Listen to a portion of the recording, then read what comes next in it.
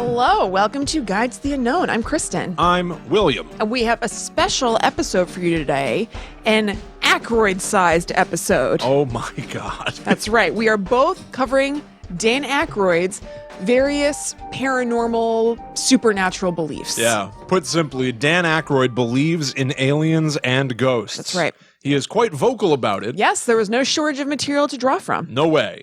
And recently, just in the past week, he made multiple headlines, at least on my feeds. Yes, same. Where he sort of clarified what he thinks aliens are up to, what they want from us. Yeah. And so Kristen and I talked about it, and we decided, why don't we work together this time? Brother and sister. Team up. On the same team. Rogers. And we're going to go through Dan Aykroyd's wild beliefs. Yes. I'm going to start. I'm going to talk about his belief in aliens in particular because of the recent statements he made. Right. It's a connection. Now, I saw this all over the place. I basically could not avoid the recent news that Dan Aykroyd said multiple things about extraterrestrials and what they want from seemingly mostly women. Yes. And I tried to track down where it started because, you see, I'm a journalist. Oh, absolutely. You want to get to the source that source used all the way down. I had to peel that onion. And just like peeling an onion, it was incredibly unsatisfying. There's nothing in the middle. Oh. There is no origin. Right, just like an onion. Well, just like an onion. You keep peeling, then you just have a bunch of layers. Yeah, but it's an apt analogy. Here's why. Yes. I saw it shared on something like, Geekology or Gizmodo or something like that, or IO9. Right. And then they sourced it from The Mirror, who sourced it from the Daily Star. Oh, man. Who I hate had it when no that happens. sources. Right. And so it was just like Dan Aykroyd said this about extraterrestrials. Yeah. I'm like, well, when? When did he say it and to who? Right. When and why? I don't know. But for some reason, this week, all over the place, here are a few statements from Dan Aykroyd. And I haven't seen them be debunked. You know what I mean? Well, how are you going to debunk this? Well, no. Debunked isn't quite the right word. I haven't seen him comment further or try to retract or anything like that. Oh, he's got... You know what I mean? What? That would be a wild spectacle to see Dan Aykroyd try to backpedal on some of his claims. This is particularly a very strange thing to say. It is. So I could see if there was like, what I'm saying is, what am I saying? That it's possibly made up or whatever. Right. I feel like if we had like a very definite source, it would be more believable that he'd be like, oh, they took my thing out of context and might want to elaborate. The fact that he hasn't elaborated whatsoever, I agree. Really I agree with that. To, I feel like maybe a follow-up comment or something. I know. I think the missing context is loud. Yes. It's deafening, not knowing why he said any of this stuff. Because here is some of the stuff that he said. He said that he thinks 60% of the planet, quote, knows it's true about UFOs.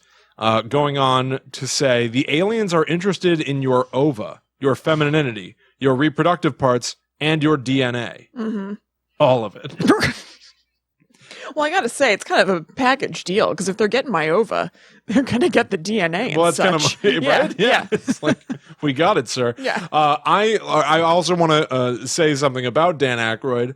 I think I'm a Dan Aykroyd fan. I enjoy much of his work. I think he's an incredibly funny person. Yes. He invented the Ghostbusters. I love the Ghostbusters. Love Ghostbusters. He is a very difficult man to understand, and he likes to go on at length. Yes, lots of tangents that are a little bit hard to follow and see where we came from that brought us to where we are. He's a big-time list maker. Yep. He will just start making a list of evidence in the middle of a story that is tangentially created to what he's trying to get across. Right. And I think that this sentence is part of that issue. They want your ova, your femininity, your reproductive parts, and your DNA. Anyway.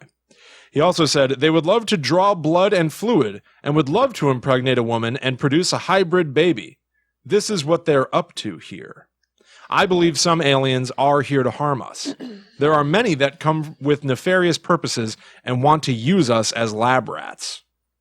And then I just wanted to call out that every single article I saw that picked up this story uses the least possible flattering photos of him that you can imagine. Well, I'm sure they want to make him look like really crazy and like crackpot Dan Aykroyd says whatever. Yeah. And I both understand that. And we're going to do some of that on this very show tonight. Yes, absolutely. But it is also like, man, there's so many shots of him like, bleh, yeah, you're not like with really his mouth like, hanging open, looking unready. Not necessarily giving him a fair chance. Not at all. To look like somebody who's coming from any place but one that's all over. Exactly. Yeah. I also do want to call out that this Daily Star article, which I think is the origin point of the story, as far as I could figure out anyway, also added in this little blurb.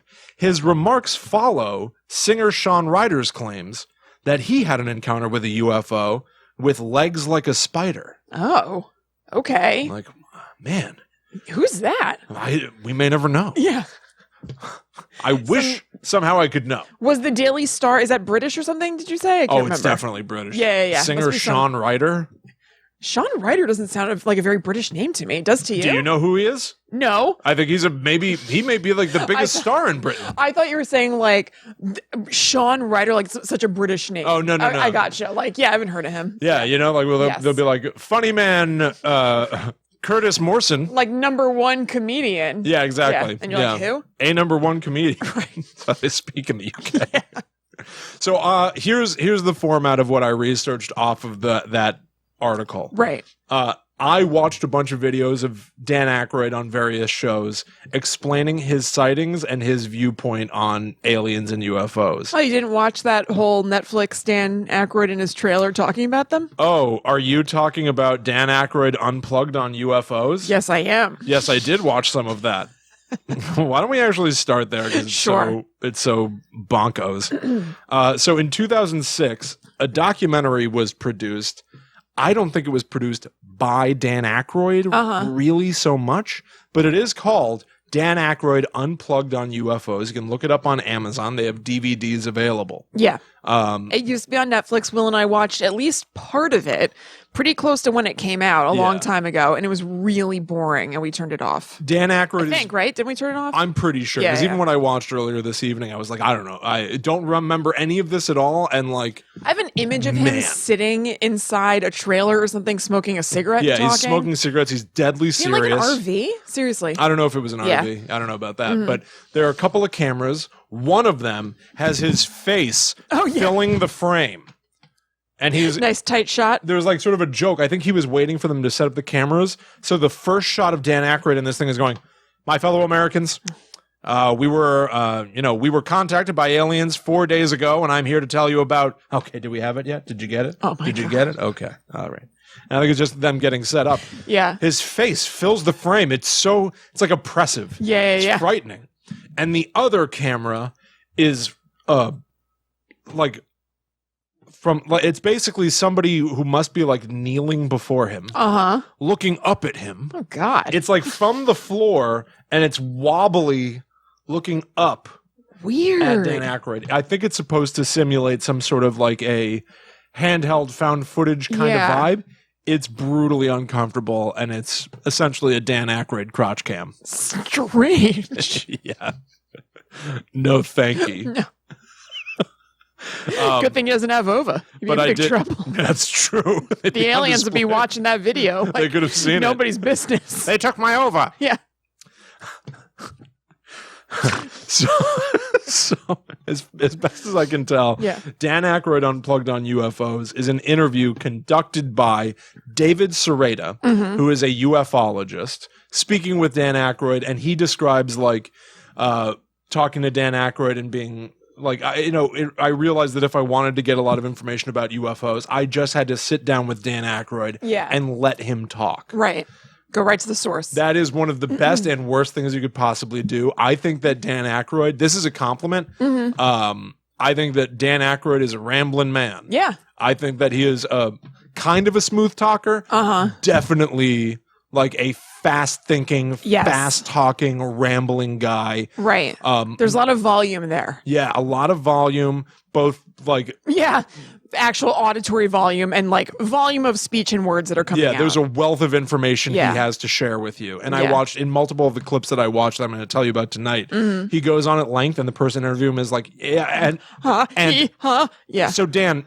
Okay, so Dan, like, you have to cut him off. Yeah. So David Sereda sits down with him and just wants to let him go, but he sets up the interview. Here's part of David Sereda's monologue establishing the context for why we're having this conversation. If Einstein had told us about UFOs, would we have believed it? He never spoke about it. But Dan Aykroyd speaks about UFOs as if he were a full professor on the subject. Okay. Doesn't that feel lacking in... Yes, in connective tissue to have the gravitas that it's meant to, I think. And calling someone they're just not comparable enough. Describing someone as a full professor is like a colloquial phrase, you know? No, like a full professor is really funny. You know, like it's not like... He's like a full-blown professor. Yeah, it's basically he's saying like, and D. Aykroyd sounds like a full-blown professor dude. Yeah. Like, how weird is that? Yeah, it is weird. If Einstein had told us about UFOs, would we have believed it? He never spoke about it. Right, like... So why would you undercut your own point? Yeah. And it's only to drive the connection between Einstein and Dan Aykroyd, who then you describe as, it's almost like he's a full professor. So he's not. Right? He's not. Yeah, absolutely. All right, so I did not have enough time for this recording to watch the full hour-and-a-half long documentary, full disclosure. But I did... God, I think I thought it was a lot longer. Oh, that's plenty long. No, I know, but I think I thought it was like 3 hours. It was plenty long for old Willie. Yeah. So Dan Aykroyd describes how he originally got into UFOs. I think we might get some more context of what his like young family life or something was like from you later on. Yep. But he describes being 8 years old and seeing a photograph of UFOs above the Capitol building, I think. Okay. And he took it to his parents and asked what those things were, and they had no answer for him. Mm-hmm. They couldn't explain it. Then he saw the movie The Day the Earth Stood Still, and he was just hooked. What happens in that movie? Gort comes down. I'm sorry. Do you have a little something in your throat? Gort. Excuse me for 1 second. Gort. I know I've seen The Day the Earth Stood Still. Yeah. I couldn't tell you. Now. Okay. I think Dad made me watch it on Laserdisc with him. I'm sure. The name rings a bell, but I haven't seen it. That I can remember. I think they remade it with Keanu Reeves. Really? For some reason, I think that's true. It doesn't mean it is. Yeah. I'll look it up out of curiosity. I'll give you guys a quick update. Okay. But you can go ahead. This is the first place that I heard him explain what he thought aliens wanted from us. Mm-hmm. So in the past week, he said that aliens want women. You're absolutely to create... right. I'm right? Yes. Keanu Reeves was in The Day the Earth Stood Still remake? Yep. Wow. In 2008. Wow. Mm-hmm. I'm a hero. Good for you. You nailed it. Of pop culture. Yeah. He was an extraterrestrial visitor. Mm-hmm. So in 2006 in this documentary, what he says aliens want is that he thinks aliens are essentially rubbernecking and studying us because of the damage we're doing to the planet. By depleting the ozone, by building nuclear weapons, we are essentially destroying our own habitat, and he thinks you can't do that kind of stuff. You can't be that destructive without alerting your neighbors. And that aliens are essentially coming by to take a look at what we're up to make sure we're not a threat. And then on top of that, observing, look at this species that is undoing its own existence. Yeah, like kind of like learn from our mistakes. Yeah, it's like, you know, it's like... That's an interesting idea. Going into the jungle and trying to live with the gorillas just to see what they're up to. Like, yeah. That's the theory posited right here, essentially. That's an interesting idea. I think it is a very interesting idea. Here's the next interview that we're going to jump to. We're going to jump away from Dan Aykroyd Unplugged on UFOs. Let's jump over to Dan Aykroyd on Larry King Live. Okay. Now, there's a clip on YouTube. It's moderately popular. A lot of people may have seen it. A lot of people may not. So I'm going to describe what Dan Aykroyd said. This is the only time, I think, in my research that I have tried to directly transcribe the things Dan Aykroyd says. It was You got to type fast. very hard to do. I did a touch of transcription myself. Isn't it crazy? Yes. I was really utilizing that pause and go back 10 seconds button. Yeah. He is... Yeah, he goes. Rapid He flies, fire. baby. He really does. Yeah. I mean, it's so funny because it's one of his strengths as a performer in something like Ghostbusters. And as a mind, kind of. He's got a lot of ideas to crank out. 100%. And I think he played true to that sort of character that he has. Like on Saturday Night Live, he was the salesman that was trying to sell you the Fish-O-Matic. Yeah. Which is a blender that grinds up a fish to turn into a fish drink. Right. And the whole joke is that he's like a used car salesman being like, that's right, with the 2500 Fish-O-Matic, you can have your very own fish drink ready for you in the morning. That's right, ladies and gentlemen. Like just constantly like an rambling. Do not stop. Don't take breaths. That's how he talks in real life. Yeah. These are the things he said to Larry King. Yeah. I don't think we will ever have a formal relationship, a formal contact with any alien species out there, especially after 9/11. Everyone gets uncomfortable as the second he says that. Yeah.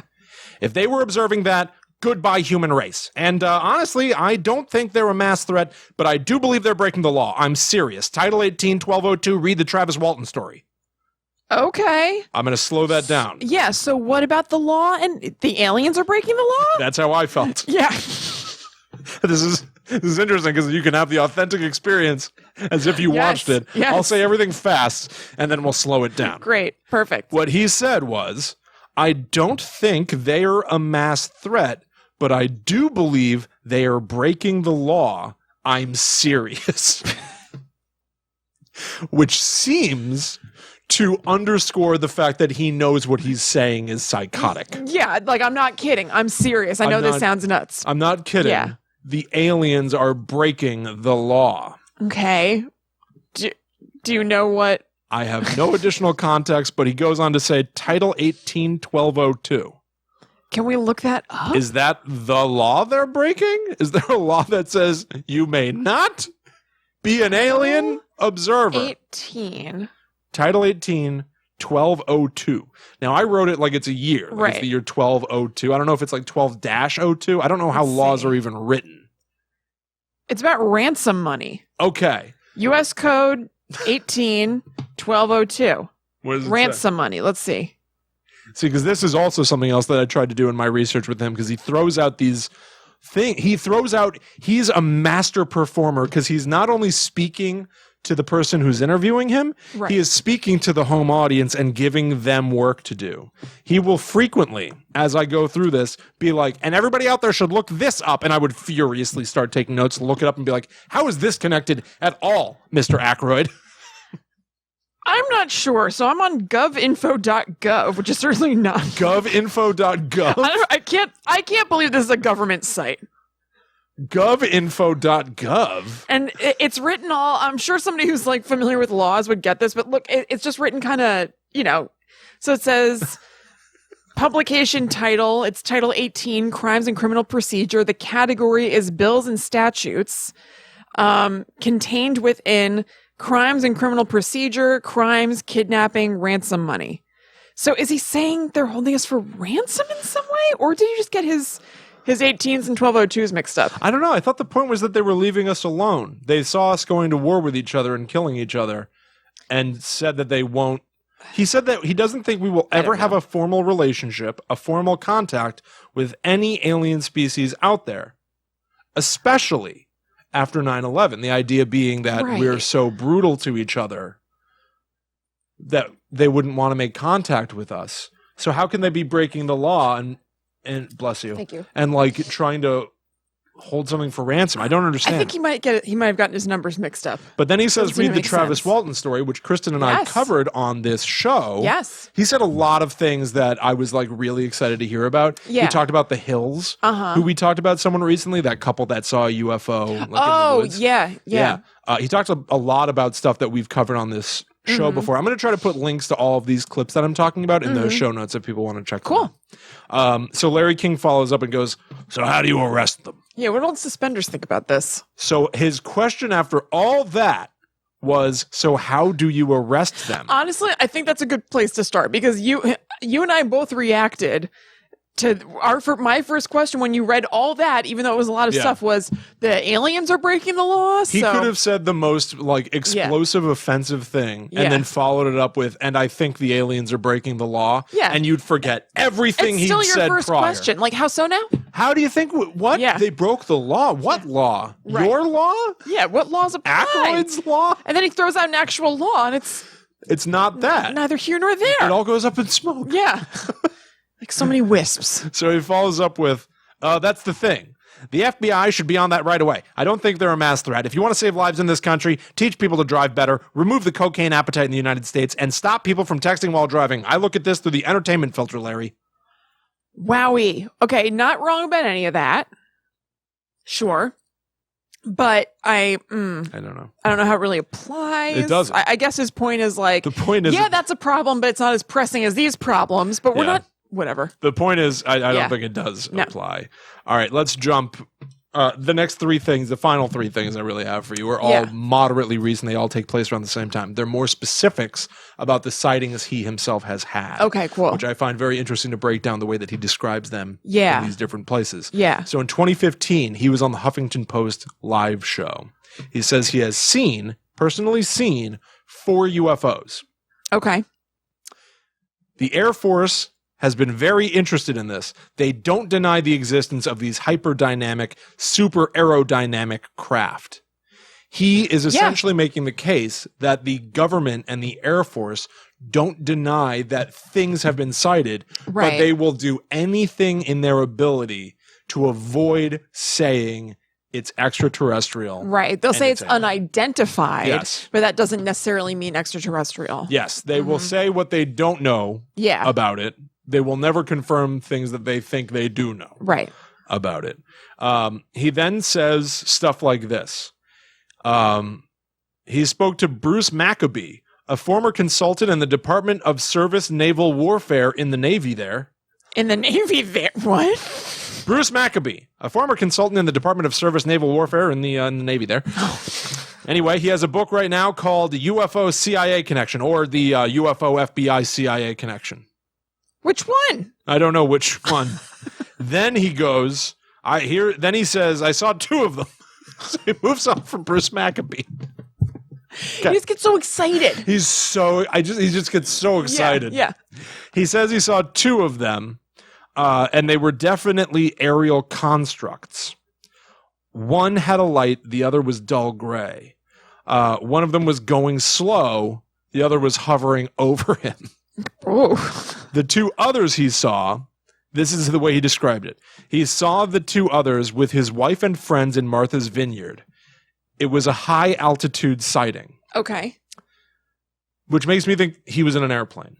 Oh, okay. Or I should ask you, what do you think a high altitude sighting is? I have no idea. I was hoping that you would say something next that would help me understand that. I'll have further context on it later of what that means. What do you think it means to have a high aerial high altitude the craft sighting was at a high altitude. Okay, spoiler alert, you're correct. Okay. I watched multiple interviews where he kept describing how he had a high altitude sighting, and I was like, did you see something in an airplane, Mr. Aykroyd? Yeah. Can you please be more specific? Mr. Let's drill down on the details. Why are you saying they're aerial constructs? Why aren't you saying they're ships? Why are you saying high altitude sightings? Why aren't you saying, hey, I was in an airplane, or hey, they were really high up in the sky? Right. It's always couched in these terms, these very technical terms that I think he made up. I know. I wonder if it's either that he's reading very technical material from like Navy guys or whatever. Yeah. So that's the way his mind thinks of these things as, or it's a way to sound more authoritative and trustworthy because you're not just some yahoos who's just like yelling about whatever. You're talking about things in technical terms and you have a scientific mind. I think that's what it is. Yeah. I also saw in some of these interviews a man who has been probably roundly mocked for this belief for years and years. Mm-hmm. In some of the interviews, he's almost apologetic for believing in this stuff. Yeah. And it made me feel really bad for him. Yeah, that sucks. So I do wonder if he dresses it up with overly technical terms so that it comes across with an element of gravitas, intelligence. More reputable. Intelligent, yeah. Mm-hmm. Okay. So he says that they were flying side by side about 100,000 feet up and they were going fast. He then goes on to say that there was a guy who saw a craft moving at 70,000 miles an hour, taking sharp turns, but he believes in what Lord Hill Norton said. Then he moves on and says... Of course he does. He doesn't say what Lord Hill Norton says? No.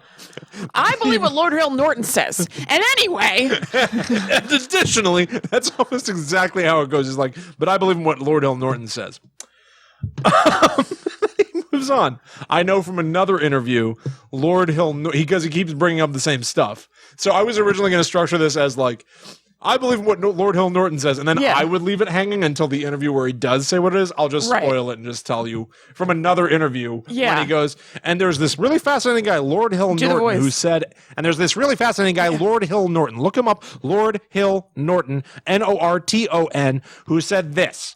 Like he does a lot of like direct to the camera. Here's what you should Google. And also, I wonder if that gives him. Again, it may be placing the same thing of like authoritativeness. He's like, you can even look it up. I'm not trying to hide anything from you. This information is out there. Like, it's real. You know what I mean? I wish he had like an Alex Jones style. Like, there's I would totally dip into that. There's no like leash on him. He's just sitting at a desk and just going. Because I really think that you could be like, yeah, somebody in Tennessee says they saw a UFO, Dan. Can you fill 3 hours off of me just telling you that? Yeah, you're right. Yes, I can. Yes. No need to say anything else. Well, on Larry King. It just occurred to me, I don't know why I never thought about this in connection, that the Coneheads are aliens. Never thought about that before, right? Oh. But they come from France.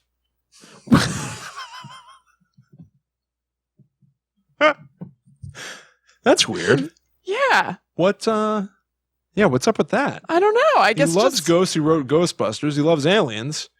He wrote the Coneheads in there. Yeah. Is the Conehead movie good? I think so. I watched a lot. I'm about to say we watched it a whole lot. So are there 2 movies? Sometimes I feel I've got to get away. It certainly was good to young Chrissy and Willie. You know what? That's something I haven't seen since we were kids. I don't think I've seen Coneheads like since. It would be a real wild trip to watch Coneheads. That's what I'm saying. I bet we would remember a bunch of stuff and be like, "Whoa!" Like we would all of a sudden be able to finish lines and be like, "Whoa." I remember Connie Conehead could eat a full Subway footlong in one bite. It was gross though. And Chris Farley was stunned. Yeah. Chris Farley plays like a little boy grown man. You know, like, from the Chris Farley show type of Chris Farley. They're like really shy and bashful. Like, they're high schoolers and they're like dating. Is that what it is? Yes. He's easily in his 30s. That's so good.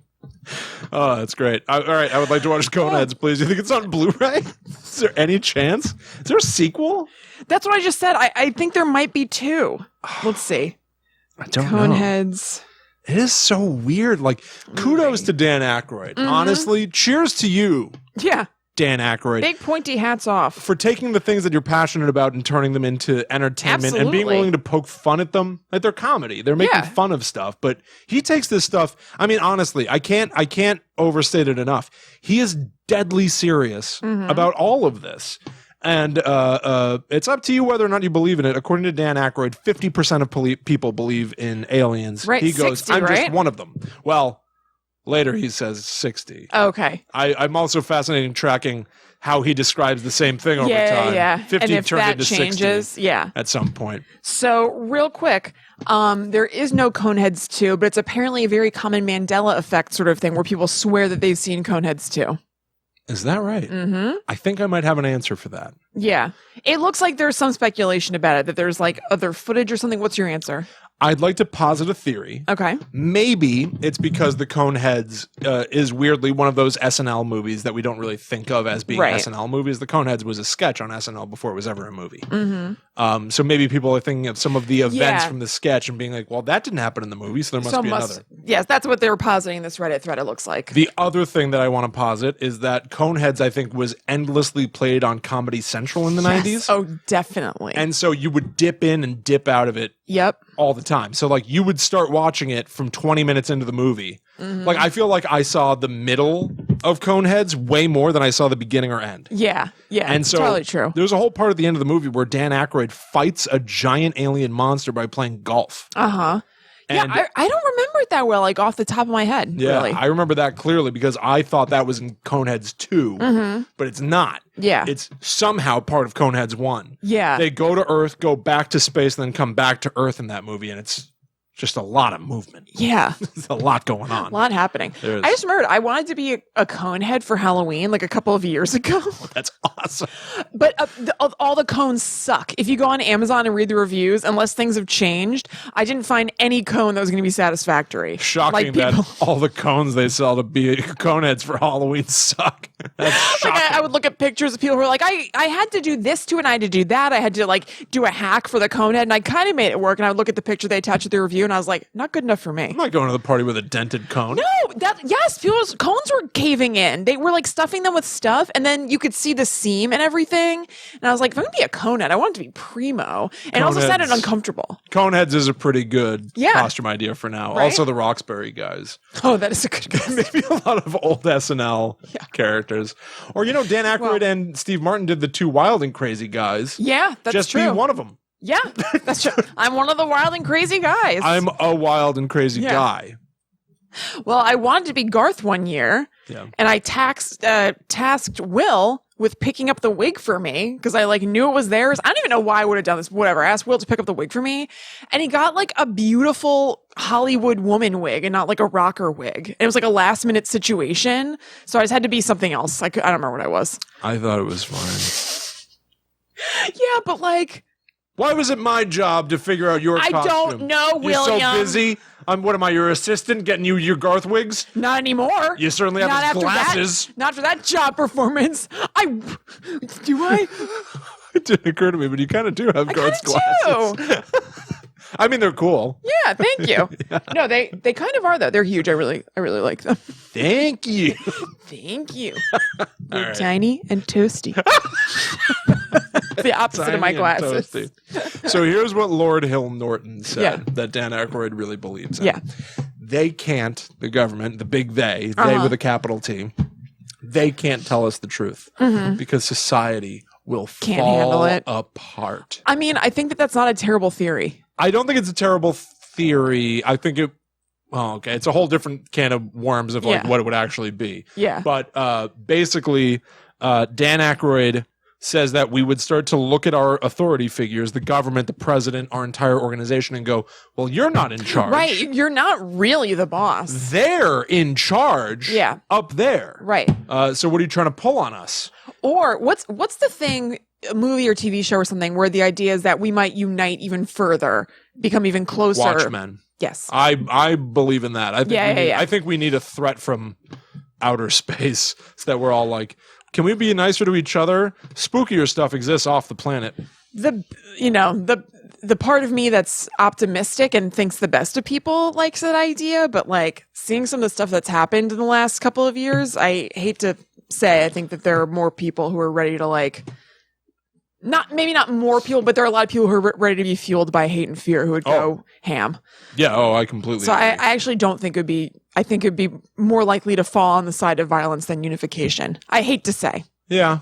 That's what I would prefer unification. I like that idea, but I don't trust. I guess it's just all there's these nothing yahoos. stopping us from treating each other with respect now. Right. And so we like, don't do that. Would it really be that much of a catalyst for that? Or would it be like, oh, let's mess stuff up? Yeah. I hate to say it, but I think probably the latter. I don't think it would be complete collapse, but I think there'd be more of that than love and unification. Maybe. Yeah, I don't know. Well, maybe someday we'll find out. God, when aliens I don't come. want to. All right, so here are some things that he said. Actually, real quick to wrap up what he thinks Lord Hill Norton was right about, saying society will fall apart if we're given the truth about aliens.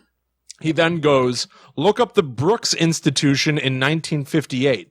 Did you do that? Who did a study saying, he's basically saying the Brooks Institute did a study in 1958 saying that society would fall apart if we were given the truth about aliens.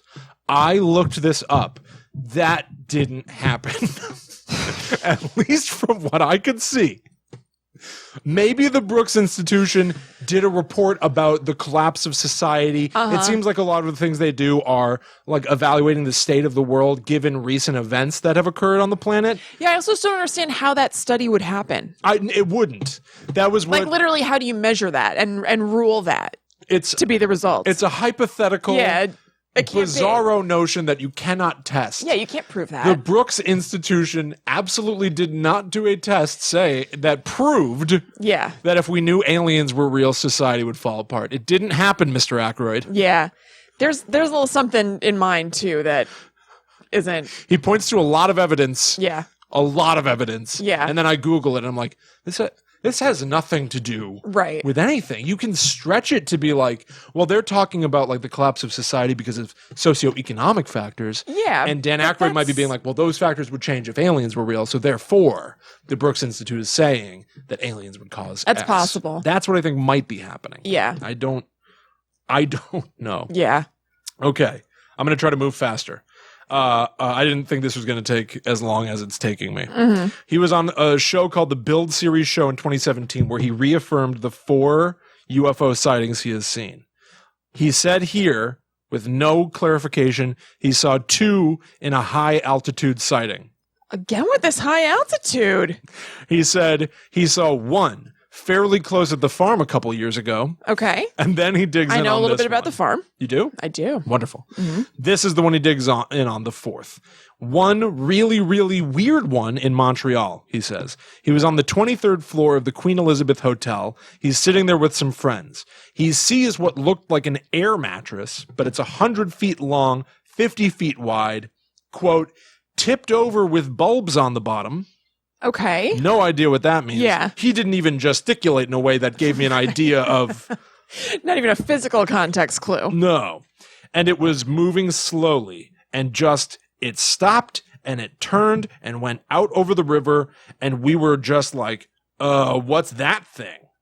And this is where he starts to look to me like a kid who's embarrassed at what he's telling you. Uh-huh. He starts shrugging and going like, I don't know. I mean, this is just what I believe. And he starts to really, it made me feel bad. He really starts to backpedal and be like, I'm sorry I'm like this, is almost what he was saying. Like, I'm sorry I'm saying this. I know you all think I'm crazy. Yeah. And that gave him more credibility than anything else. The fact that he was just sort of like, it felt it's like more human and kind of credible and relatable than spouting off high aerial sightings. Yeah. He seemed just as surprised by his like lengthy diatribe on the air mattress UFO he saw as everyone else. And he was like, and then realized like, oh, I did it again. I said stuff again that people don't respond well to. It honestly must be very hard. Yeah. And it's kind of like, even though he's popping off and saying things don't make sense, it's kind of brave to be putting yourself in situations where you're in a room where you know that pretty much everybody's going to think you're crazy. Yeah, you know exactly. what I mean? Like, he's not going out on the Build series knowing that this is an audience full of people who are like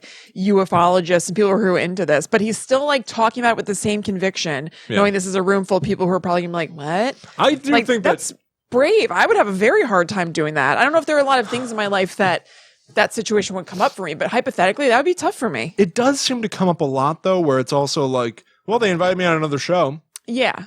I know I'm going to talk about aliens again, even if I can't help myself. Yeah. I'm going to. Yeah. Here I actually was wrong before when I said what Lord Hill Norton was about. In that previous interview, that was when he goes, I believe in what Lord Hill Norton said, and then moved on. That whole thing about society, that was the Brookings Institution alone. Okay. Had nothing to do with Lord Hill Norton. Yeah. Here's where he explains Lord Hill Norton's theory. Lord Hill Norton was a British defense staff executive. Okay. I was about to say, I already am lost. I don't think that's his title. I think maybe it's something like that. Yeah. Because it's Dan Aykroyd, so he said it as Lord Hill Norton, a British defense staff executive. And you're like, okay, well. What? He's British. Yeah. That's all I got. British and maybe worked in the Department of Defense. Yeah. Staff executive. Yeah, staff executive. I don't know. Seems like word soup. It's an Aykroydism. Yeah. But Lord Hill Norton said that we're being visited by 23 species in 23 different kinds of ships. Okay. He starts fumbling again. He's clearly embarrassed. And he starts going, I'm not the only one. I'm not alone in this. Yeah. He says. And then he starts talking about Lawrence Rockefeller, the great philanthropist who saw them land on his lawn. They would wink at him, and eventually he went, what are these things? So he did the Rockefeller Report, which seems to have been about getting people, stories from people who've experienced UFOs. They would wink at him? Lawrence Rockefeller. With those big eyes? Must be quite a wink. The great philanthropist saw them land around his house, and they would wink at him. They would wink at him. That makes it sound like that's something they consistently did. Constantly They landing. would wink at him. Constantly Yeah. landing. Every night. It's just always The happening. shades closing on those big oval Not eyes. Again? Yeah. And then the phrasing on this is so specific. Eventually he went, what are these things? on the Eventually. 50th day in a row when it happened, Yeah. he finally went, all right, I've got to gotta get to the bottom ask. of this. Yeah. What the heck are these things? Wowie kazowie. Lawrence Rockefeller. I did not look up the Rockefeller report, I'm not sure that exists. but it seems to be about going around to people that, served and getting their story of something that they may have reported that was a UFO or just, Yeah. average Joes. And then he says this, and this is going to screw you up. Are you Googling the Rockefeller report right now? Yeah. Yeah. If it doesn't give you anything immediately, we'll No. just have to move on. Move on. Because he says this. Get that phone ready. Okay. He says this. Yeah. If you want to Google a really good one, Fortenberry Nash, Miami Herald, 1947. They saw 8 discs. They were flying a plane that made the Miami papers. Fortenberry Nash. John Mack was studying the concept of abductions. He wrote a great book called Abduction. That's what Dan Aykroyd said, and I fiendishly wrote it down and paused and reversed. And Fortenberry Nash, Miami Herald. He's going like he's both fast and slow on this one. Fortenberry, Nash. He goes. If you want to Google a really good one, and then he slows down. Okay, here we go. He goes Fortenberry Nash, and then he looks off in the distance. He's pulling from his memory use. Yeah. He goes Fortenberry Nash. It's Miami Herald. Yeah. And he thinks 1947. He's got an encyclopedic Right. knowledge of all of these things. Yes.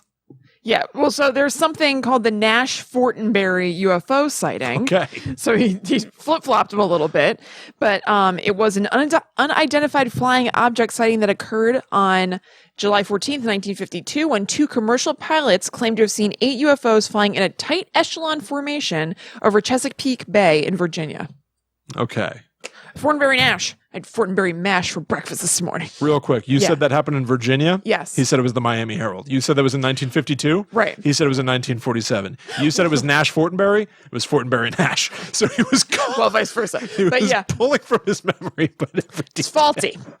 It's faulty. I thought maybe it was Fortenberry Nash or whatever, Miami Herald. This is a separate incident we can look up. But no, this is all the same incident. It's not quite right. That's awesome. What? That's Fortenberry so Nash Miami Herald becomes Nash Fortenberry Chesapeake, Virginia. 1952, not 1947. Right. It's awesome to be like Just people with such authority. if you want a really good one, Yeah. Fortenberry Nash, Miami Herald. It's like a Karnak, like Yeah, Johnny Carson. Like, trying to think. Put this into Google. If you put quotation marks on either side of it, it'll bring you the results for exactly those words, and that's what you're going to want. That's what you're not going to Yeah. want to do. You want Google to do that. Did you mean Fort Nash? You want Google to don't put the quotes on anything. That's his handler talking to Here's you. what you need to. Yeah. Aykroyd is telling you to put the quotes. He's like, write this down, get this, or whatever. And then his handler's like, look, don't do the quotes Don't thing. do the quotes. It'll bring you the results better if you He's don't told do the enough quotes. people Yeah, the wrong yeah. thing that Google knows to give you the right thing now. And then John Mack was studying the concept of abductions. He wrote a great book called Abduction. All right. Last interview I watched. It was live on the radio on Sway's universe. You know who Sway is? Yeah. Yeah. Hell yeah. He was like an MTV VJ for a while. Now he's like an interviewer and Yeah. personality. He has his own radio show. Yep. He explains the Martha's Vineyard sighting with a little more clarity. A little more. A lot more. Oh, okay. He says he went outside to relieve himself because he likes to do that outside because he's a man. Sway says immediately, as if it's... It's like, I hear you. Yeah, me too. No. Sway says, as if this is like a gotcha expose, he goes, did you defecate yourself? Or did you... Wait, did you defecate or did you piss? He says it like that. It's also really Now, did you funny. defecate or did you piss? He says it like it's, I'm going to get you. Which is it, sir? In a non-jokey way or a jokey way? He's clearly joking. I think it was accidentally delivered as if he's Okay. doing a police interrogation. It's weird to use like the dictionary term for defecate and then Oh, the whole thing's weird. That's why I made the notes. It's real strange. not defecate or urinate. I don't think Sway was really having this. It's just sort of my point. There's another instance where Sway jumps in. I'm like, Sway, man, just let him go. Yeah, just Let him go. you have to just. You don't know my life, assume Sway. you're You don't know along me, for the man. ride. You don't know my life, Sway. You know what that is? No, I don't. Kanye yelling at Sway. Really? Screaming at him. They're sitting side by side, and Kanye won't look at him. And he's going, "You don't know my life, Sway. You don't." It's like you're Sway, and I'm Kanye. Look in the opposite direction. You don't know my life, man. It's wild. That's also what Jenny Slate said to me. Maybe I'm getting my wires crossed.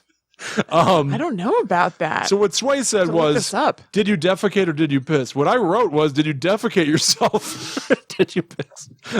Freudian slip. Anyway. Freudian piss. Aykroyd played it off like the master that he is. Yeah. He goes, I'd like to master that. Wait. Defecating standing up, I guess. Oh, okay, Or okay. outside, I'm not sure. Point is, listened to a whole thing, wrote it down, took a lot of time, don't know what happened. I'd like to master that. I'd like to master that. Going outside to defecate. Be right back, everybody. It's me, Dan Aykroyd again, leaving the party early. Dare to dream. I'll be back. Porch is but a doorway. Better close the windows. I'll be back. Okay. He says out there he saw two objects glowing brightly, edge to edge, two discs. What?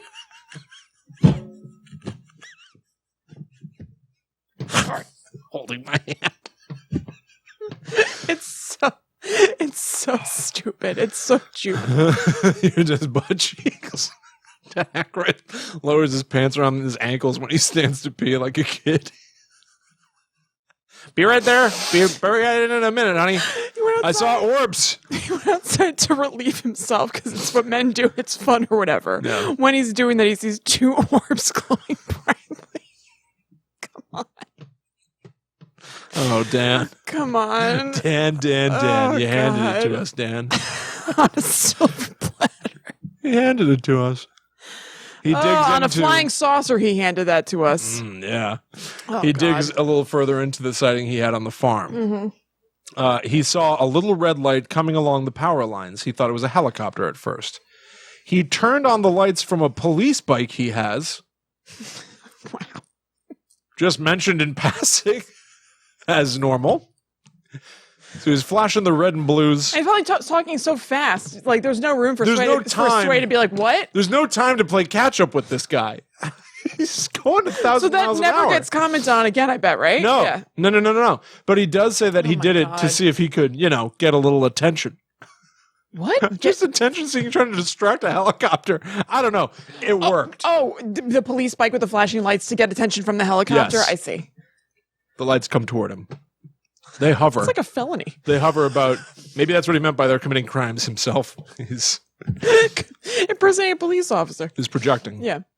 He says that this thing hovered 700 feet above him, popped a light on him. He took a look at it. It flipped its light off and flew away, slower than a helicopter might have been going. Okay. It's not really a Yeah. cool. It's cool when something can go even faster than. Yeah, it's surprising, which could lend credence to the veracity of it. Are you telling me a 'Cause you're not- helicopter can't go as slow as it wants? It's like getting in a car and it immediately gets to 30 Yeah. miles an hour. You can't go any slower. Yeah. Is that how helicopters work? It was going. Well, actually, maybe because their propellers keep them up. But I think maybe if they you go, hover, don't Maybe they? if you go too slow, then you're going to drop like a stone. I don't know. I have no idea. So here's where Sway gets involved again because Dan Aykroyd moves on. Mm-hmm. He moves on to that Queen Elizabeth Hotel thing again where he saw that air mattress looking Yeah. one. He says that he was on the 23rd floor. Sway immediately interrupts and goes, the number 23. Like that. And he's definitely referencing the Jim Carrey movie. There's no doubt in my mind. There's Weird. Yeah, because what else does a 23 have associated with it? nothing. Dan Aykroyd. Maybe it was that time. Dan Aykroyd was on a roll and clearly feels like he was interrupted. And he goes like, yes, yeah. He tries to just be kind to someone. He goes, yeah, 2, 3, 4, 5. Yeah, numerology. A lot of people believe in that. My favorite number is 505. Okay. Favorite number. Whew. Daniel Aykroyd trivia for you. Yeah. His favorite number is 505. We move fast here in Aykroyd land. The only addition to the story that he makes about the Queen Elizabeth Hotel sighting is that he says now he saw the air mattress looking UFO, thought it was really weird, thought it was a bunch of balloons at first, but then he went inside and looked in a book and saw something that looked a whole lot like it. Just a book. Well, it's Dan Aykroyd's house, so they're all about UFOs. I know, but still, it's just a weird rapid fire rebellion. I went inside, I looked in a book, and there's something just like it. And you're like, what? And you're like, well, I don't know. What are you talking about? What? Dan, you said 50 things in the span of 5 seconds, and I don't know where to start. Yeah. And I forgot half of them already. You're too fast. You're too fast, Dan. You're too fast. Oh, that's awesome. Like, he's talking about UFOs that go 700,000 miles an hour. Yeah. He is Oh, yeah. flying. Yeah, he's got an accelerated speed. He is remarkable. Yes. And I don't, whatever. Anyway, that is, oh, you know what? There's one thing I didn't read. This would be the perfect capper. Yeah. I probably should have read it to start. Smooth move. So again, the topic was all about sort of how Dan Aykroyd talks about aliens. I don't really know his background, why he believes in these things. Yeah. But again, in that documentary, he says it all started from the age of 8 with sort of a general curiosity about aliens through like movies and photographs and stuff. Now, you and I are big fans of a podcast called How Did This Get Made? Yeah. Couldn't think of the name. I'm a huge fan. Huge fan. And one of the segments they do on that show, it's all about bad movies. Yep. Paul Scheer looks up 5-star reviews on Amazon to give a second opinion about something that's supposed to be crappy. Yeah. So I have my own second opinion. Ah, very good. This is a 5-star review pulled from Amazon on Dan Aykroyd Unplugged on UFOs. Oh, okay. The title is Otherworldly Wisdom from the Master. And it goes a little something like this. Don't ask me why, but I seem to trust Dan Aykroyd. Don't think it's because he was on Saturday Night Live in my distant youthful 20s, nor has it anything to do with his stellar movie career. Maybe it's because... I don't know. Sounds like it kind of does. He's not really being neutral about this. No. Yeah. Maybe it's because his last name sounds almost alien. Aykroyd. Well, anyway... In this film, it is almost as though he isn't telling me everything he knows. Oh my God. Who you gonna call? Dan Aykroyd. I called Dan Aykroyd. Yeah. And he delivered. But you just said he didn't tell you everything he knows. It's confusing. Also, usually when people go like, who you gonna call? Unless you're doing the song and it's Ghostbusters, usually it's a hypothetical question. Yeah. Who are you going to call? It's like, well, we know the obvious answer. But he goes, who are you going to call? I called Dan Aykroyd. And he delivered what they want us to know. So he's essentially accusing Dan Aykroyd of giving the party line on Yes, aliens, exactly. He's being the mouthpiece for the alien agenda because he himself is an alien with a last name like Aykroyd. Yeah. I enjoyed this documentary more than the others. I bought a used one because a new one costs as much as my 52 Buick back in '68. Thanks. Wow. To the point, really more about the Amazon process. I always like those reviews where it's like a 5-star review for something. They're like, this came on time right to my door. This was promptly delivered. And the package was here. Yeah. You're like, okay. Exactly. Anyway, 5 stars. Yeah. For Dan Aykroyd Unplugged on UFOs. Hell yeah. There you go. Well, you know what? I give that segment 5 stars. Thanks, Chrissy. You're welcome, William. All over the map and confusing. It's very hard to research. What else could it be? I can't imagine it being anything but that. Very hard. It's perfectly thematically appropriate. Okay, so I'm going to continue the Dan Aykroyd talk, obviously, and we're going to talk about his belief in ghosts now, but more specifically, the family history of the Aykroyds that led him to believe in ghosts. Yeah. It runs deep. This ectoplasmic river that runs below New York this runs as deep as that. Yes. Let's say. Okay, yeah. So, it started generations ago. Dan has said that that some people growing up, they would see National Geographics lying around their house on tables and stuff, and he grew up with the American Society for Psychical Research journals lying all over the place. So he was flipping through those his whole life. That's just kind of the environment that he grew up in. Yeah. And his dad was into that stuff because his dad was into that stuff. So this starts with Dan Aykroyd's grandfather. So D. Aykroyds love this stuff. Yes. D. Aykroyds are all over it. The Aykroyd family loves it. So I found also, William, some timely material from Dan Aykroyd about this subject. He was just interviewed on Canadian radio show Q with Tom Power on the 16th, which was last week, to promote his book about Caesars. The drink, a Caesar, which is a Canadian Bloody Mary made with Clamato instead of just traditional tomato juice.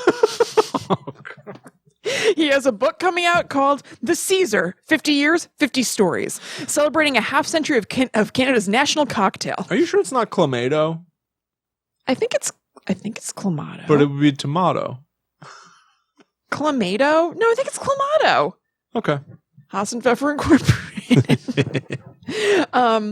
So on this radio show, he said that his grandpa was kind of the paranormal expert in his area at the time, which was like the late 1800s to early 1900s. And that if somebody came through town, and this was in Canada, just outside of Ontario, claiming to have some sort of skill, he would investigate them. So it'd be psychics, mediums. He fires this off like this is a normal thing. We never come back to it. Precipitated painters, which he explained were people who would sit about 5 feet away from a canvas, wiggle their fingers at the canvas, and a painting would take shape without any visible paint. He doesn't get into that? No, that's it. Okay. He's just explaining what his grandpa was like, and that's part of it. And I was like, what? Say no more. Yeah.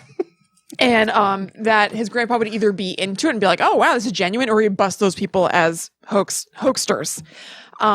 So as I said, his grandpa lived just outside of Ontario. He was the oldest of 14, and he got into the stuff because when he was in his 30s, he switched careers from having been a teacher his whole adult life to deciding to go to dental school. And when he was in dental school, he opened a practice, or after dental school, he opened a practice, and he really wanted to help patients who were anxious and scared. And topical anesthetics weren't really a thing at the time. So it sounds like he was always kind of into this kind of like otherworldly stuff. He considered himself a spiritualist in the vein of like the Fox sisters and that spiritualism movement that we've talked about before, that also Sir Arthur Conan Doyle was a part of.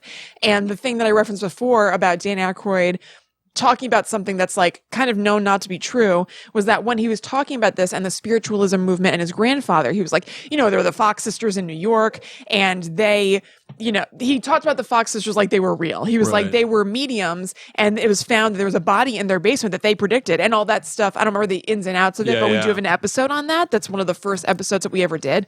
That's like pretty roundly debunked. And even one of the Fox sisters, I believe, wrote a book and or did a tour explaining how she fooled everybody, but he's citing it as though that's like a pivotal moment in the spiritualism movement that points to the truth of it. Right. So just interesting. Yeah, I feel like to him, all these things are definitely true. It seems like it. Like, although I was actually kind of surprised to hear him reference his grandfather, like debunking things. Because I feel like I've never heard him talk about anything as though it's not just totally true. Yeah.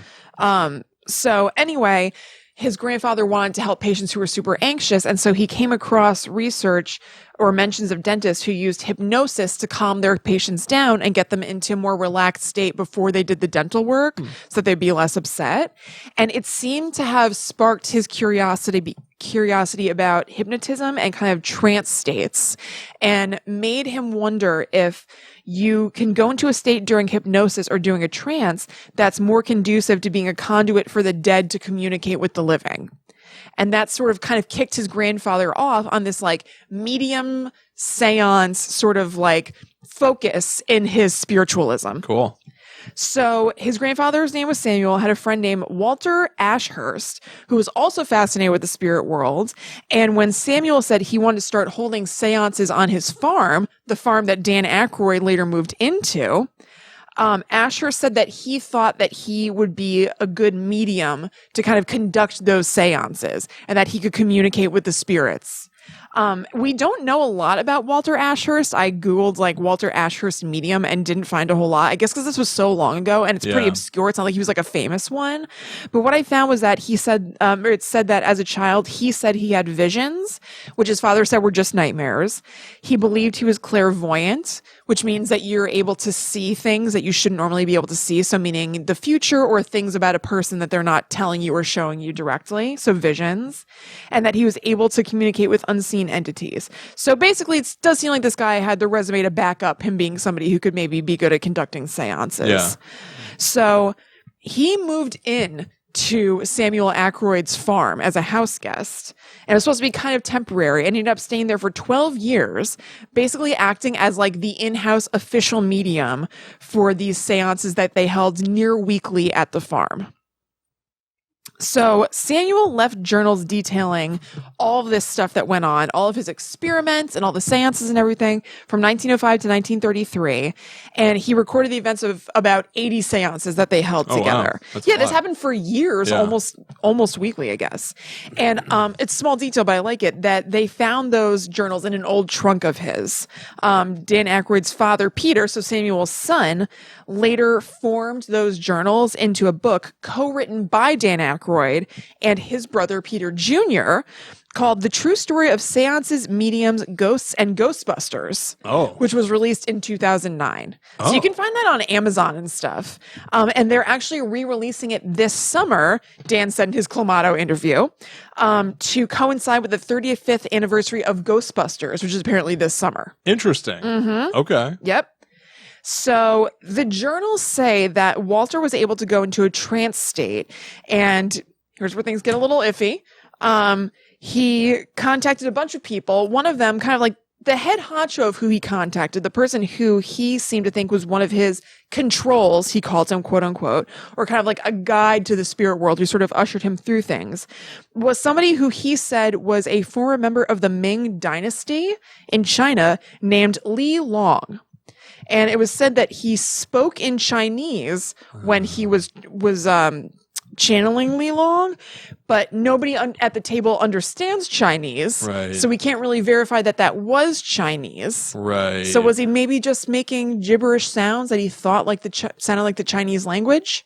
And knew he Something could get I'd like away to with posit it because nobody here knows Chinese. Yeah, exactly. I can just do whatever. Right. Exactly. So that's kind of like a convenient person to be the head boss of this operation. For sure.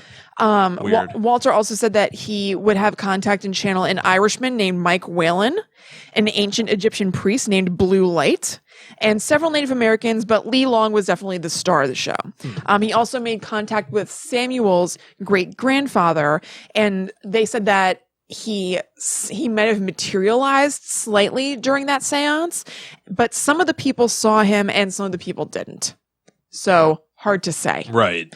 I guess that's tricky too, though, because it's like this would be a somewhat faith-based thing. Right. So like if you're somebody who's maybe all in and you're like really into the seance and you're really believing, like saying that it's true, maybe you're able to see the apparition of Sam's grandfather, then you're just not tuned into that frequency. You're not permitted to see it. Yeah, basically, you haven't gone to that level where you'd be able to see it. Right. So that doesn't necessarily totally discredit the idea of it. Right. I guess if anything, it might, I was going to say it might credit it more. Not really. But it doesn't totally discredit it. Right. So other phenomena took place during the seances other than him just kind of channeling and just taking Walter's word for it. Again, due to his journals and what he's saying. So just verified by those. During a seance held in Samuel's son Maurice's home. Samuel is Dan Aykroyd's great-grandfather. Okay. Maurice is Dan Aykroyd's grandfather. Maurice is Dan's dad's dad. Okay. So during a seance that was held in Samuel, who kicked off the jam, son Maurice's home, a trumpet-like instrument used to communicate with the dead floated over the heads of the attendees, he wrote. Oh. And a little bit more about the idea of a trumpet-like instrument. I tried to do a little bit of Googling to see if that's a thing that I could be like, this was a blah, blah, blah. But I didn't find anything about that, but I'm not super surprised about that. And we'll revisit that. Sometimes it was said a whitish substance appeared in the dark, and that would be ectoplasm. But the thing is, it was apparently too fleeting for Samuel. I guess they would kind of like sort of see it, it would sort of go away. And he expressed in his journal some dissatisfaction with the fact that it wasn't physical and tangible. It was just barely visible in the dark, and it didn't actually have physical properties, this ectoplasm. He also really badly wanted to provoke materialization of a spirit, so like a full-bodied apparition, its physical embodiment coming into play where you're like, oh my God, it's the ghost of whatever, like right there in front of us, and there's no questioning it. So to this end, because this is really like a goal of his, to get materialization to happen, they held the seances on a schedule and with the same friends basically every time, like at least the same core group, even if some people maybe switched around sometimes, to hopefully make the spirits and the spirit world feel comfortable and open up. They're like, this is consistent. These are people we know. We can trust them enough to materialize. That's really interesting. I've not heard of anybody else trying like that approach. I know. Yeah. I hadn't either. It is like kind of logical. Yeah, created an environment that the spirits can get acclimated to. Yeah, exactly. Yeah. Through Walter, the spirits said that they were trying to materialize and they asked for patience, but it never actually happened that Samuel got to see. So he passed away in 1933, and the seance group kind of slowly devolved over the next 10 years, which is still like a decent stretch. That's a long time, yeah. But the stories of this whole thing filtered through the family tree, partially because they were such a passion of Samuel's. So there was lots of writing and he had lots of literature about them and everything. But again, his son Maurice was all into it. So after Samuel's death, Maurice tried to build a device capable of capturing the voices of ghosts. So that's why I think it's not impossible that was some sort of device, that horn thing or whatever that they had floating over their heads. I might not have been able to find it through Google because this was like an invention of Maurice's, all his own. Maurice cooked up. Right. That also feels very Ghostbusters-ish, right? Exactly. Like using like an actual tangible physical thing to interact with the spirit world. Yes, exactly. Yeah. So that's kind of where Dan Aykroyd got it. Yeah. And he would try to perfect that and kind of tinker with it and everything until, through what means I don't know, the ghosts communicated to him that it wasn't possible. So he gave up. Tell that to White Noise, I say. Who told him that? The ghosts. But how did they communicate it to him? I don't know. I wonder if it was like through his wife or something, like the ghosts were being channeled through his wife. Then they're like, give it up, Maurice. Yeah. Yeah, they're just at the kitchen table, and he was like, can I have the peas? And he turns, she's like, give up the tinkering. Yeah. Yeah, maybe she was like sick of the banging around and everything, so she was like, oh God, I'll just give him what he wants, okay? Yeah, exactly, right? Yeah. I'll just give him one. He's like, I had to stop. The spirits told me. They told me that it wasn't possible, so why am I going to go against their divine knowledge? Yep, really incredible. It's a pretty good reason to stop, frankly. So then Maurice's son, Peter, Dan Aykroyd's dad. So Samuel begat Morass, What the hell? I swear I didn't mean to. I know you didn't. Think about those two orbs. They really got in there. It's a Freudian slip. Samuel begat Maurice. Yes. Begat Peter. Peter begat Daniel. Dan and Peter Jr., who's also into this stuff. Peter Jr. When you were saying Dan Aykroyd's brother, I thought you were going to say Dan Aykroyd Jr., which doesn't make a lick of sense. But I got two sons. Hi, my name is Gary. I have two sons, Dan Aykroyd and Dan Aykroyd Jr. Two sons. They're brothers. I actually like that. I feel like Junior works better as that almost. It kind of does. You know what I mean? Like how they'll be like, I don't know, like Pepsi and Diet Pepsi. Yeah, exactly. Like it's just like the later version or just a slightly altered version of the original thing. Yeah, I've got two kids. They're basically the same thing. Right. So we made a simple modification to one of their names. Yeah. Frankly, it works. I like that. The younger one is Junior. Yeah. Yeah. I like that. I wish it was like that. But yes, that is how it works. So Peter, Dan's dad, was present at some of the seances when he was very, very young. He would, I guess, sometimes come to the table. This family. I know. It's wild, right? And he worked on that device that Maurice was trying to get going to listen to spirit voices with his dad when he was a kid. So he kind of grew up with this subject matter, and he was still into it when he had kids himself, especially after inheriting his grandfather's journals from that trunk and his big library of spiritual literature. So Peter was still just kind of carrying on this family family interest. And so that's why when Dan was growing up, there was that stuff all around him, and it influenced the writing of Ghostbusters, where some of those preoccupations and language of his grandfather's journal is present. So like talking about ectoplasm is directly from his grandfather's journals. Full-bodied apparitions and materialization directly from his grandfather's journals. That's so cool. Isn't that awesome? It's actually a very nice story. It is. I like that. As well as so that was all from his great-grandfather's journals. So that language is in there. And then stuff from his grandfather, Maurice's work about devices, like gadgets that you can kind of channel and communicate with ghosts through, which is really, really sweet. I love that. There's a really sort of like interesting like heritage to the idea then. Yeah. And like a simple mathematical process of taking the work of his forebears. Right.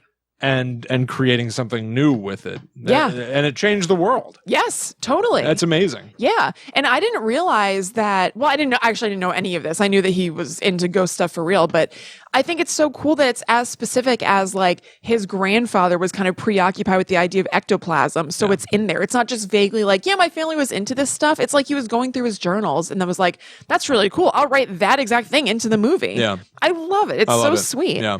So like I said, he bought and lives in his grandfather's old house outside of Ontario, and he said that he's experienced things there. So in an interview with the Daily Beast, when he and his dad were doing press for the book, this is what he said about it.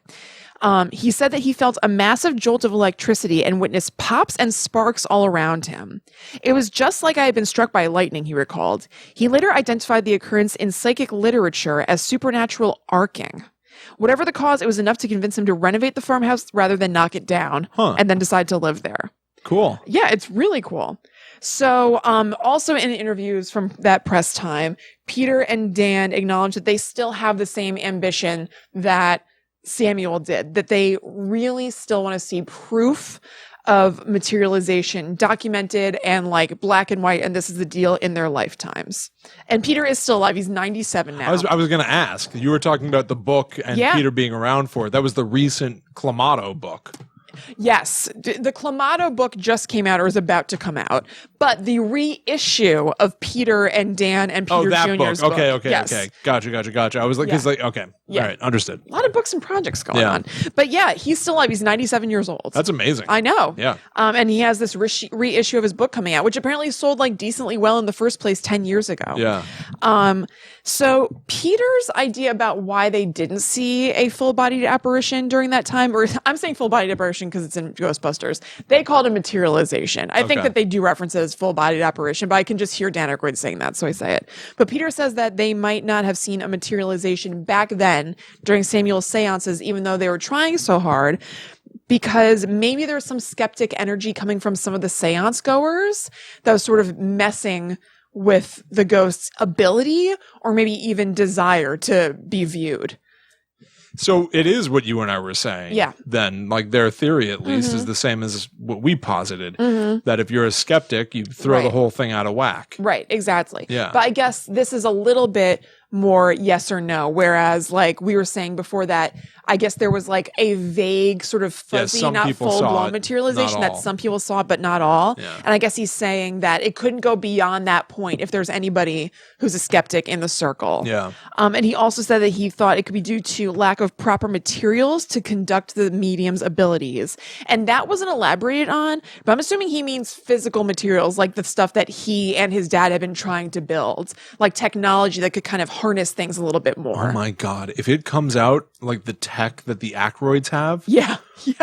Seriously, like what would you do? Like someday, Dan Aykroyd holds a press conference he could come out with a line. If Dan Aykroyd, if there's an Aykroyd event, right? Like how Apple does their yearly event where they announce the new I would iPhone. be all over that. Are you kidding me? And Aykroyd brings out E3 for Aykroyd heads? Yeah, and he brings out D3. Yeah.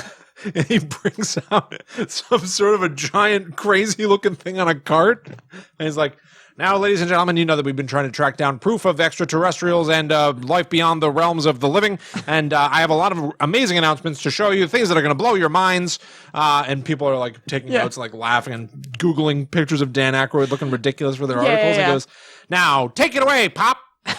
And Peter Aykroyd pushes a button and then a ghost pops out. Or, assuming this is a few years in the future, he says, "Take it away, Pop," and he pushes a button, and Peter Aykroyd comes out of the machine. Because he's passed by this point. Oh my God. Take it away, Pop. Oh my God. I'm here. He doesn't have a better opening line than that. I'm here. What else can you say? Oh my God. It looks like a bunch of horns. Yeah. Like sitting end up. And it's like, yeah. And a ghost comes out of the ends of the horns and materializes. I'm here. Back to you, son. It's like That's my dad. A giant cornucopia made up of like ear horns, basically. Once you combine all their forces together, they need to all be touching and create a larger structure. Yes, because the energy needs to get pushed through, right, to exponentially increase the density of the air inside to enable. But say it more technically, Peter to take on form. Yes, to materialize into a full-bodied apparition. So Dan thinks that they need further research on materialization and apparitions in order to complete his great-grandfather's legacy and hopefully hold D3. Here's a quote from that Daily Beast article. It's so stupid. There's only one of them whose name starts with a D, but they called it D3. It rhymes. Because it sounds like E3. Yeah. It's only Dan. D3. Yeah, he's outnumbered by P's. P3. P3. DP. Because it's Peter and Peter.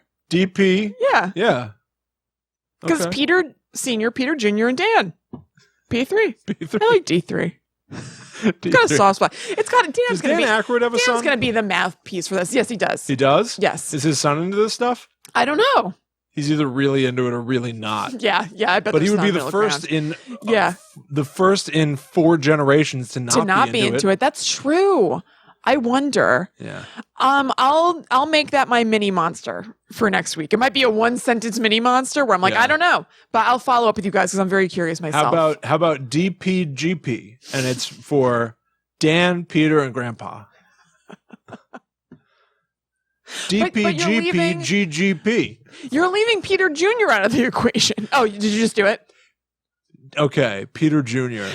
So here's the thing. Peter Jr. has a writing credit on that book, but he wasn't part of this interview process at all. So I wonder if, I'm not sure. Maybe he just did a very quick pass over the book, or maybe he was involved, but he just didn't like the press or something. Maybe. It seems like a Dan and Papa production.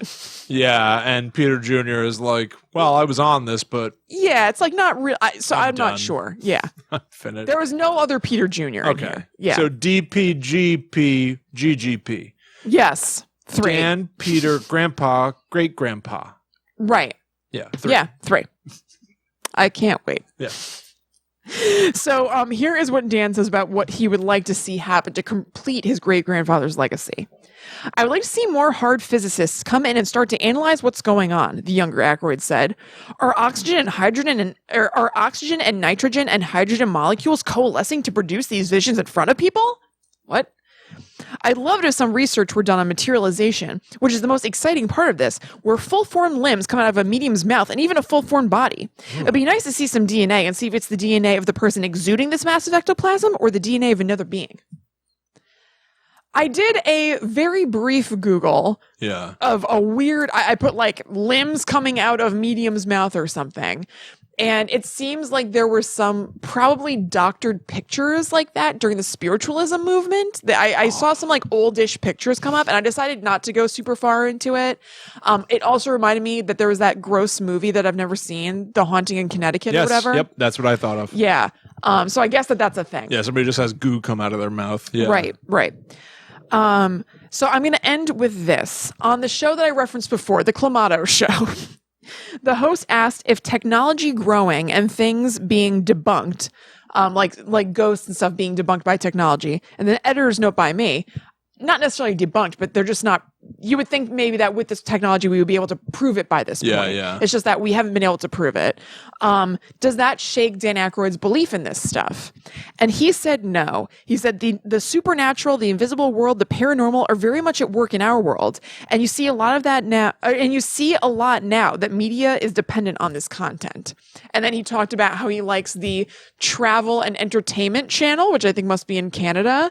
And he likes things like haunted hospitals, haunted hotels. Like, he started kind of talking like rapid fire about shows. Right. And so basically, unsurprisingly, Dan Aykroyd is one of us. Yeah. He's watching these rando ghost shows and loving them. Yeah, I that makes a lot of sense. I really wonder why he doesn't produce anything like that. I know. It made me wonder the same thing. He was like, yeah, I like these shows. They go to haunted hotels, they go to whatever. And they actually do the research and to find out who the people are who are haunting these locations. Yeah. And I was like, why aren't you doing the research to find, you know what I mean? But he's doing a lot. He's putting out books about Clamato cocktails. He's a busy man. Yeah, he's got his Crystal Skull vodka. Yep. Yeah, there's a whole thing about that I didn't really get into because it's alien based. Right.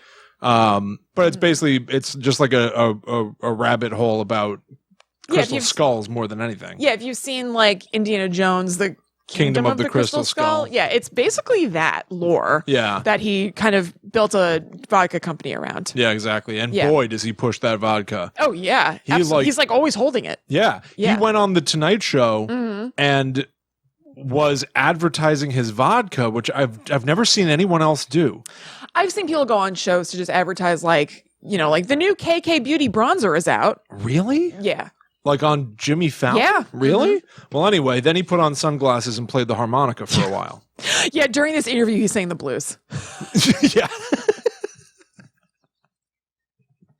The headline and like the little sum up of this interview was really funny. It was like, we talked to Dan Aykroyd about his new book about Caesars, sing the blues, talk about ghosts, and something. And I was like, whoa. Yeah, there's a lot. Yeah. He's a busy man. He's a busy man. But you know what? He circled it right back to his book about Caesars.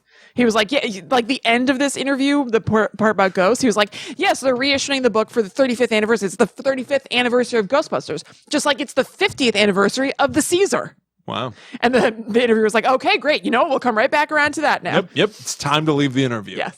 It's time to say bye-bye. Well, no, it was time to go back to talking about Clamato. Oh, well, yeah, you got to get It's really back more to about the point. Caesars. For some reason, I think Clamato is funny.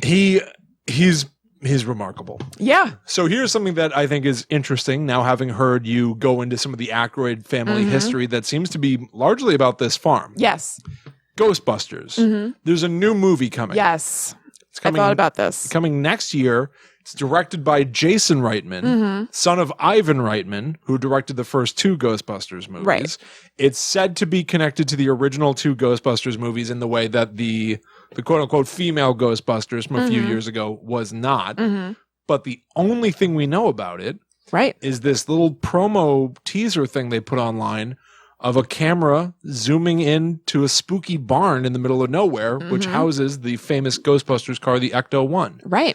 I wonder, could they be playing on some of the origins of the Ghostbusters idea by going back to the family farm? I wonder that myself. Is it Ray Stantz's family farm where he learned about Ghostbusters stuff in the first place? I know. I wonder that. I think it's not impossible. I think it's because not a bad obviously idea. so much of Ghostbusters plays into like Aykroyd family history. Yeah. Like it's pretty natural. I honestly I've been not anti the new Ghostbusters movie, but really skeptical of the new Ghostbusters movie. I think everybody who's working on it has the right mindset about, actually, you know what? Yeah, well, there's family history all over it. Jason Reitman, who directed it, tweeted about Earthbreak and said that he listened to it and he loved it. Yeah. That's cool. Yeah. But I think that if they're, and I don't know that they are, but if they are trying to recapture the magic of Ghostbusters, go back to the magic that Dan Aykroyd captured. Yeah. Right? Go back to the origin of where the idea came from. And it might be interesting to talk about people who were dabbling in the macabre on their own, just trying to figure something out in the barn. Right. I know. That could be a really interesting starting point for a new story. I know. I'm curious now, having read about the barn thing, whether that's actually going to be part of it. Yeah. And that that clip was just a little, like, it's almost like an Easter egg in a weird way. Like, Right. that clip meant more than we realized it meant. I would love that. I know, I would too. Yeah. Also, Dan Aykroyd said that he wrote a prequel to Ghostbusters that takes place in the 60s where he calls them the three characters, ignoring Winston. Yeah. But then again, they wouldn't meet Winston until the 80s. Okay, that's true. That's true. But he says where the three characters meet in high school. Yeah. And I don't think I want that. You know, he'd be writing it, he says, right? I guess he says he wrote it. It would depend on who's attached. You know what I mean? Like, Yeah. it doesn't sound like something I really want. But then if, like, people who I can't even think off the top of my head where I'm like, oh, I love that guy. I love that guy. And, like, I love this director and this writer. Then I'd be like, okay. But on its face, I don't love movies that go back to the people we know as adults as teenagers. And they're the same as they were. Yeah, I don't like it.